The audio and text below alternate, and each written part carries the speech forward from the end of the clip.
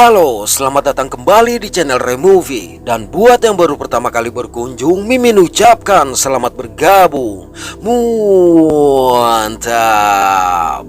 Gimana kabarnya? Mimin harap kita semua dalam keadaan sehat. Film yang akan Removie dongengkan kali ini berjudul The Curse of Hope's House tahun 2020. Oke, langsung saja. So, kita buka pintu teaternya.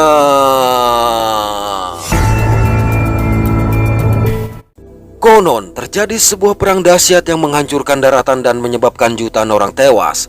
Ketika pertempuran mereda, rakyat memutuskan untuk menggulingkan sang raja dan membagi tanah secara merata. Dikarenakan tidak semua orang mendapat bagian sama, maka bangkitlah raja baru yang adil. Ketika sang raja adil sekarat, dia menyerahkan kerajaan kepada 3 orang pangeran bernama Dorman, Dustin, dan Drake agar mereka berbagi beban mahkota kerajaan. Awalnya ketiga raja muda ini memimpin dengan adil dan baik secara berdampingan, hingga tiba-tiba Dorman menjadi iri dengan kedua adiknya dan memutuskan untuk merebut bagian mereka. Dalam hal ini, Raja Dorman menghabisi kedua adiknya tersebut dan menjadi tirani untuk mengeksploitasi tanah serta rakyat jelata. Suatu hari Raja Dorman berpapasan dengan seorang pria tua bernama Hobbs yang sedang duduk di depan rumahnya. Raja Dorman memutuskan untuk mengambil rumah dan tanah milik Hobbs. Dalam perebutan itu, Hobbs dihabisi dan rumahnya diratakan dengan tanah.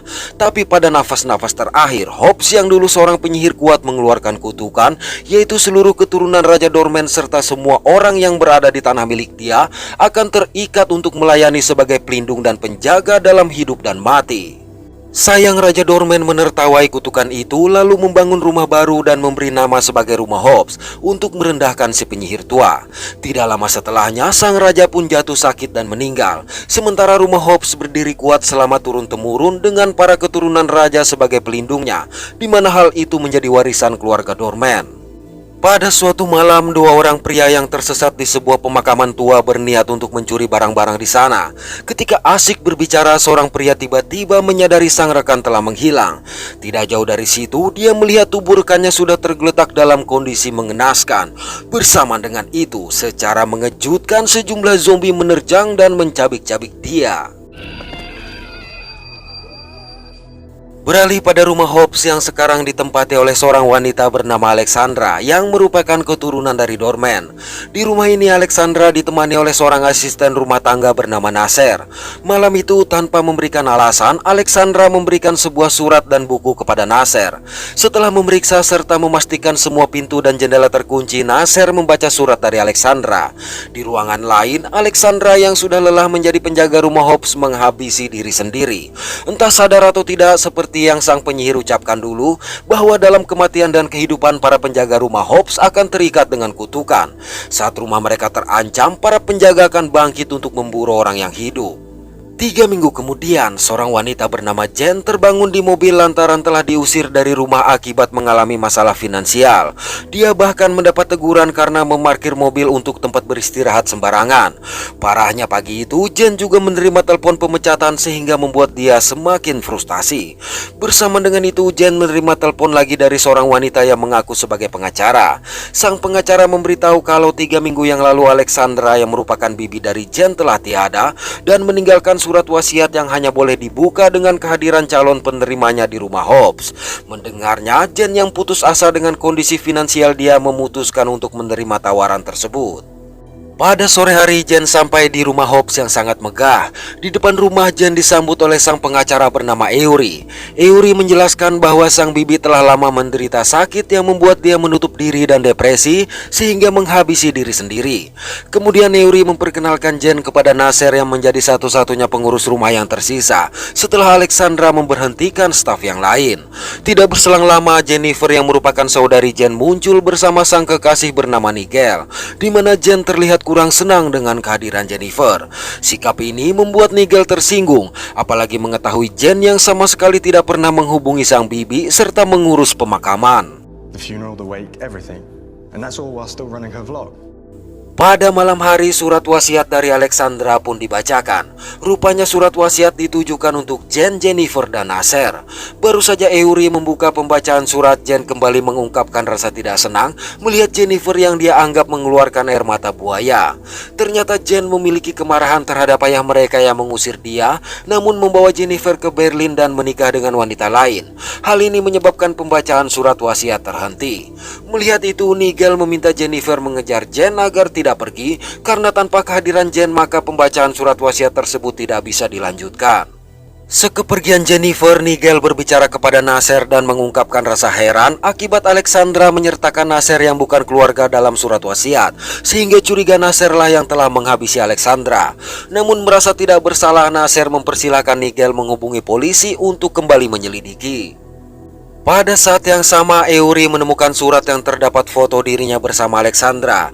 Manakala melihat sebuah buku yang ada di tumpukan kardus, Eury mencoba untuk meraih. Malang tidak sengaja Eury tergelincir sehingga tanduk rusa yang ada di lantai menembus perut dia. Di luar, Jennifer yang masih berusaha membujuk Jen agar tidak pergi tiba-tiba melihat lampu rumah padam. Oleh karenanya mereka memutuskan untuk memeriksa. Pada waktu yang sama, Nasser dan Nigel yang memeriksa sekring mendapati sekring dalam posisi normal. Bersamaan dengan itu mereka mendengar suara aneh dari luar rumah namun tidak melihat siapa-siapa. Sejurus kemudian terdengar teriakan dari ruang pertemuan. Tatkala didatangi, mereka melihat Jen dan Jennifer yang panik menemukan Eury yang tergeletak. Akibat hal ini, Nasser meminta mereka memanggil ambulans. Sayang ponsel dan telepon tidak berfungsi. Oleh sebab itu mereka mencoba membopong Eury menuju ke mobil untuk dibawa ke rumah sakit. Mereka bahkan terpaksa menggunakan mobil Jen karena tidak bisa menemukan kunci mobil Eury. Malang dalam perjalanan mobil Jen mogok. Selang beberapa saat, Jennifer memberitahu bahwa Eury telah tewas sehingga membuat dia syok. Tidak jauh dari situ, Jennifer melihat seseorang dengan mata menyala berdiri di antara pepohonan. Namun begitu dia mengalihkan pandangan, orang tadi sudah menghilang sehingga segera memberitahu yang lain. Mendengar itu, dengan panik Nasser mengajak mereka bergegas kembali ke rumah. Sampai di rumah pun Nasser segera memastikan pintu serta jendela telah terkunci tanpa menjelaskan apa-apa. Hal ini membuat mereka bingung dengan sikap aneh Nasser tersebut, bahkan memperkuat kecurigaan Nigel atas kematian Alexandra yang disebabkan oleh Nasser. Selang beberapa saat, Nasser kembali dan meminta mereka tidak membuat suara gaduh karena bisa membangkitkan orang mati. Akibat Nasser yang bersikap kasar kepada Jen saat akan mematikan lilin, sontak mereka langsung menuduh dia sebagai pembunuh Alexandra.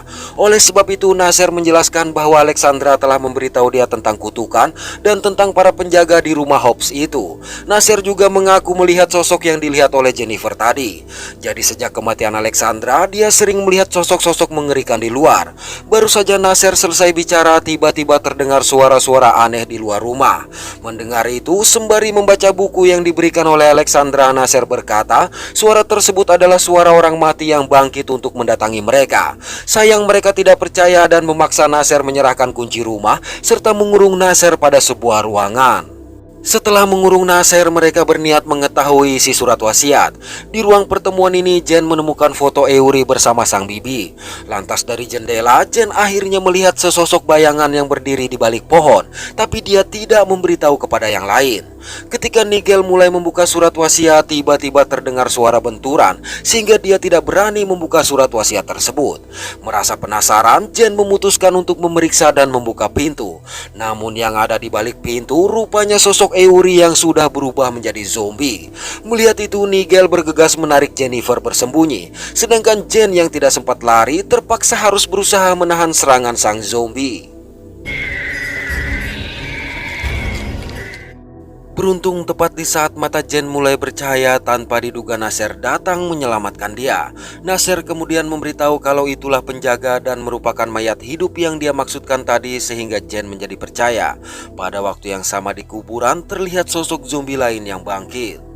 Kemudian dengan kunci cadangan yang dimiliki oleh Nasser, mereka berhasil masuk ke ruangan tempat Nigel dan Jennifer bersembunyi. Di ruangan ini sekali lagi Nasser menjelaskan bahwa Eury telah bangkit dari kematian dan menjadi salah satu penjaga rumah Hobbs, tapi Nigel tidak percaya. Lalu dari jaket milik Eury, Jen menemukan kunci mobil dan berniat pergi menggunakan mobil tersebut. Sebelum mengikuti mereka, Nigel yang tidak memiliki hak apa-apa masih sempat mengambil surat wasiat. Begitu di mobil, Nigel juga langsung merebut kursi pengemudi. nadi. Sayang, untuk menyalakan mobil itu diperlukan sidik jari. Dikarenakan tidak berani mengambil jari Eury, maka mereka memiliki ide untuk menggunakan sepeda motor milik kakek mereka dulu. Sampai di garasi, Nasser segera menunjukkan sepeda motor tua yang dimaksud. Hanya saja motor tersebut memerlukan bahan bakar sehingga Jen memberanikan diri untuk mengambil bahan bakar di mobil Eury.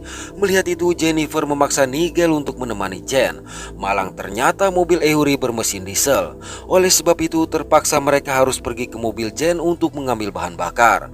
Dalam perjalanan, Jen mengungkapkan rasa heran dia tentang apa yang membuat para penjaga rumah Hobbs kembali bangkit. Namun Nigel tetap menganggap cerita tersebut tahayul belaka. Sementara dari sebuah kuburan, satu lagi zombie kembali bangkit.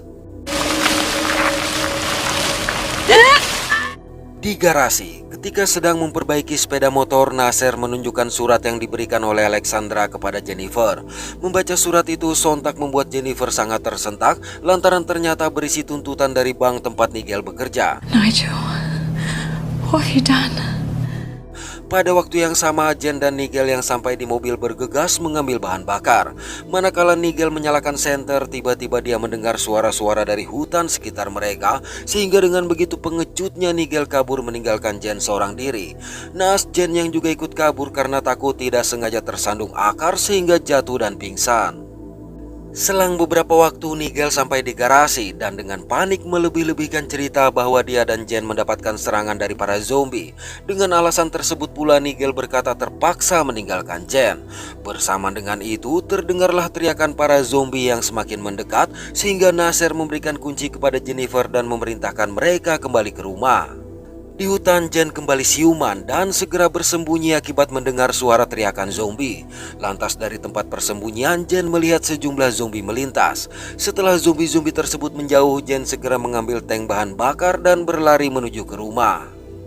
Di garasi, baru saja Nigel berhasil menyeberangkan Jennifer, rupanya para zombie juga bermunculan. Melihat mereka, zombie-zombie yang awalnya hanya berjalan, tiba-tiba langsung berlari dengan kencang berusaha menangkap mereka. Dalam kondisi terjepit, dengan tega Nigel mendorong Nasser sehingga tanpa ampun para zombie menyerang dia.